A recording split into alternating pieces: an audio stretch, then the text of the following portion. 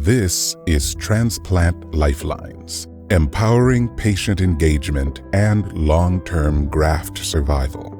Kidney disease threatens the lives of more than 37 million people nationwide, and 90% are unaware until they've reached advanced stages. Sadly, kidney disease kills more than 90,000 Americans every year, more than breast cancer and prostate cancer combined. In our nation alone, there are 670,000 people in advanced stages of kidney disease, and 470,000 are currently tethered to a dialysis machine as their only means for survival. The remaining 200,000 who were fortunate enough to receive a kidney transplant must agree to follow a lifelong routine of immunosuppression to protect their transplanted organ.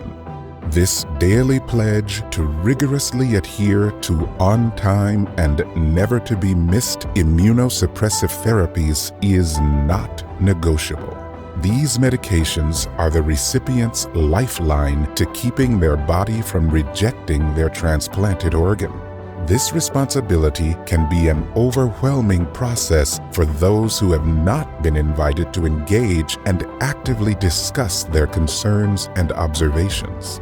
Recipients are eager to learn how to extend the life of their transplant and sustain their quality of life, yet their voices are often muted by set routines and time limitations.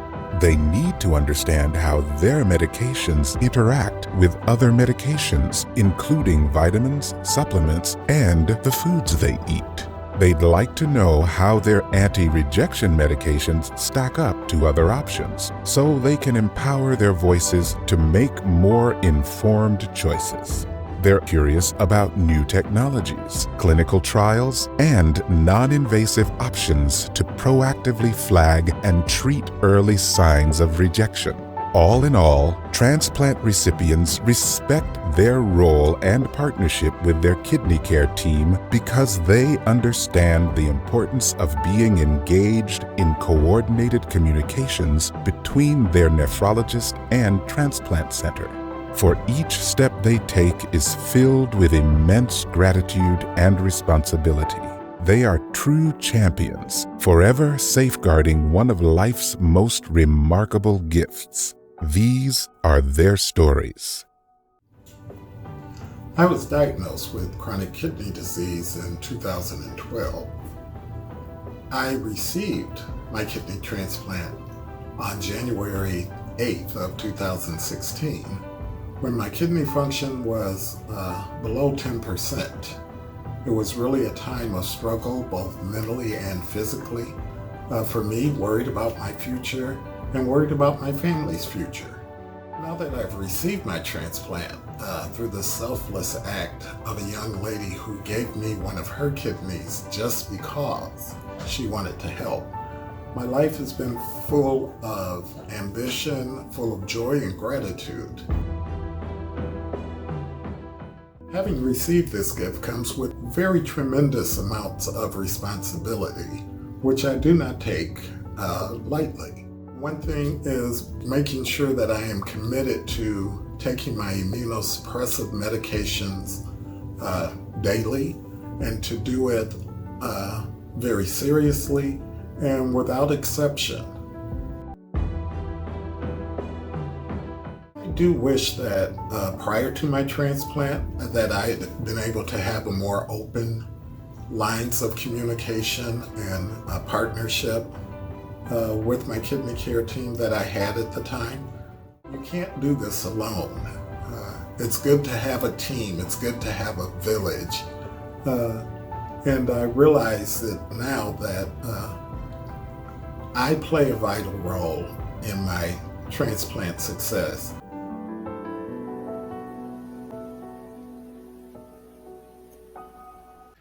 I was first diagnosed with kidney disease when I was about 13 years old.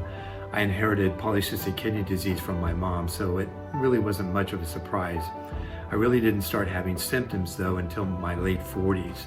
And once I started having symptoms and my health started to fail, I was, of course, worried about my future and my family's future, especially when my kidney function started to dip to about 10%. Fortunately, before I had to go on dialysis, I had a donor and I received a transplant at age 52, November 17th, 2010 to be specific. I just had my 10-year anniversary this year. Because of my donor and his selfless act, it really turned my life around, and I'm able to now lead a full and productive life. So I'm well aware that kidney donation is a gift, and because of that gift, it comes with a responsibility that I take very seriously. I take my meds twice daily, I keep my doctor appointments, and I see my nephrologist often, and I try to eat well and exercise. There have been some side effects from the transplant. Skin cancers are, for me, probably the biggest side effect. Maintaining a consistent ProGraph level has also been a challenge. So that is something that I have to engage with my nephrologist and the transplant team to either go up or go down on that specific medication. I'm still connected to my transplant team.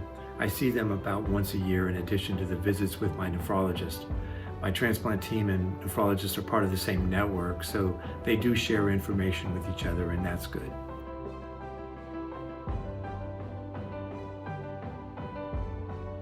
What I've benefited from is engaging my nephrologist and working with them to always understand what my given options are. I think it would be beneficial, however, to have some kind of a platform that would help patients like myself better understand what the levels are, perhaps options for other immunosuppressant medications, the pros and cons and side effects of those medications. I know for me that would be very helpful. I do want to say overall, however, how grateful I am, not just for my donor, but for those amazing drugs that have kept me healthy for 10 years and hopefully beyond. In 1987, I was diagnosed with lupus. This led to kidney failure in 1991. After being on peritoneal dialysis for 6 years, I received a kidney transplant from a deceased donor. My life changed literally quite overnight after receiving a kidney transplant, and I experienced 23 glorious years with the transplant. It failed, sadly, in year 2020, but I have to say I'm so thankful for the time it gave me. Life after transplant came with its own set of challenges. I had to learn how to get used to taking anti-rejection drugs in order to avoid the kidney from rejecting. I also had to learn that my life was now lab driven and everything centered around what the labs will say every month. And as I reflect back on those years and months of having the transplant, I realized how fortunate I was to have a tremendous family support system, and I had an awesome transplant team and surgeon. And I say that because they kept me so well informed during that time. I was able to call them. They made sure I understood my plan of care. They understood what medications I'll be on when I had the transplant. They made sure that all my needs were met. I met with my surgeon on a regular basis, and I built a relation with them, and they did it with me, and so I felt part of a team. I was quite spoiled by that. And now that I have a new transplant team, I'm not getting that same type of relationship. I'm not having that with them. And I feel that that's because that's lacking. I'm not being well informed about my choices.